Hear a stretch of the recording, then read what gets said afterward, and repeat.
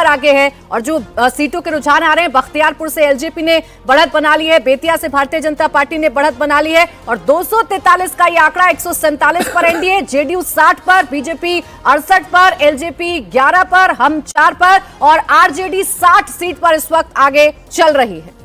ये पूरे सारी सीटें आप देखें एनडीए की कितना इवनली डिस्ट्रीब्यूटेड है, किस तरह से लग रहा है कि मतलब एक सारी पार्टियां जो हैं, जितनी पार्टी हैं, अब 4 सीटें हम भी आगे चल रही है, आरएलएम भी 4 सीट पर आगे चल रही है, लोक जनशक्ति पार्टी भी 11 सीटों पर आगे चल रही है। पहले पूरा ऐसा अलायंस, पूरी पूरा गाड़ी अलायंस ही आगे जा रहा है। ये नहीं अलायंस को बनाए रखने और चलाने में अमित शाह के रोल की भी तारीफ होनी चाहिए। बहुत ज्यादा उन्होंने वहां बैठ के सब पार्टियों को समझाया, इकट्ठा रखा, बगावत नहीं होने दी, किसको कितनी, और बीजेपी के लोगों को समझाया कि कम सीटों से संतोष कर लो। ये मुश्किल काम होता है किसी भी लीडर के लिए। बहुत मुश्किल काम था ये तो। इस बार रजत जी और ज्यादा मुश्किल था क्योंकि 80 सीटिंग एमएलए के साथ बीजेपी जा रही थी और 101 सीटों पर लड़ना, सबको एडजस्ट करना, बगावत रोकना, ये बड़ा काम था जो उन्होंने अपनी पार्टी के अंदर किया।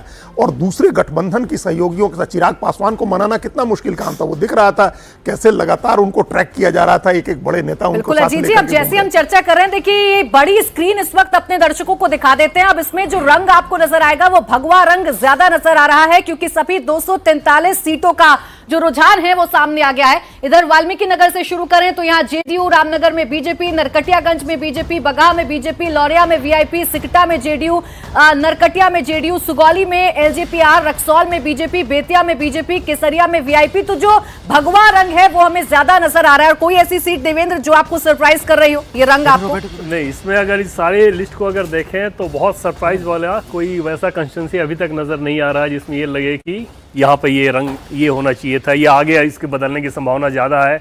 बहुत हद तक वो एक्सपेक्टेड लाइन में है। केसरिया जो वाली जो सीट है वो शायद उसका कलर बदले, और पूर्वी चंपारण की सीट है उसका कलर अभी वो दिख रहा है कि महागठबंधन वहाँ पे आ गया है, लेकिन शायद इसका कलर ये बदल सकता है। पिपरा वाली लगभग वैसे ही रहेगी। मोतिहारी, गोविंदगंज में हालांकि टफ फाइट होगा। फाइनल रिजल्ट आप देखेंगे जिसमें बहुत बड़ा मार्जिन नहीं नजर आएगा। हरसिद्धि, नरकटिया, सुगौली, रक्सौल ये सब सीटें ठीक दिख रही है। बेतिया, चनपटिया वगैरह वैसी सीटें थी जो कि टफ थी, फिर भी उनके पक्ष में दिख रहा है क्योंकि माहौल वैसा दिख रहा है। प्राणपुर के कलर बदलता हुआ नजर आएगा आपको। कटिहार में, कदवा, बलरामपुर लगभग सेम कलर रहेगा। कदवा में कांग्रेस, बलरामपुर में सीपीआईएमएल।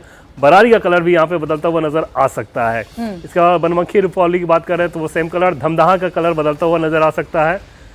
कोढ़ा की सीट, इसमें मुस्लिम आबादी बड़ी है यहाँ पे, बावजूद इसके वोटों में बिखरा हुआ है, यहाँ पर बीजेपी का कलर वो बरकरार रह सकता है। ठीक। आलमनगर जेडीयू ठीक है, बिहारीगंज जेडीयू ठीक है, सोनबरसा जेडीयू ठीक है, महिषी जेडीयू ठीक है, गौरा बराम बीजेपी ठीक है। इन सारे कलर्स में अगर आप देखें कोई सरप्राइज वाला कलर इसमें भी यानी गौरा बोराम वाली सीट जहां से संतोष सहनी बैठ गए, उसका असर भारतीय जनता पार्टी को हो रहा है या उसका फायदा हो रहा है? फायदा हो रहा है। हाँ। शुद्ध रूप से फायदा हो रहा है क्योंकि अगर वो नहीं बैठते तो मुसीबत थी। और कहा ये जो वजह बताई जा रही है, वजह उसके पीछे कुछ और है। जैसे सिर्फ एक लाइन में समझिए कि गौरा बोराम में जो बीजेपी के कैंडिडेट हैं, इनकम टैक्स के ऑफिसर रहे हैं, मुंबई में उनके इनकम टैक्स से बहुत सारे दोस्त रहे हैं।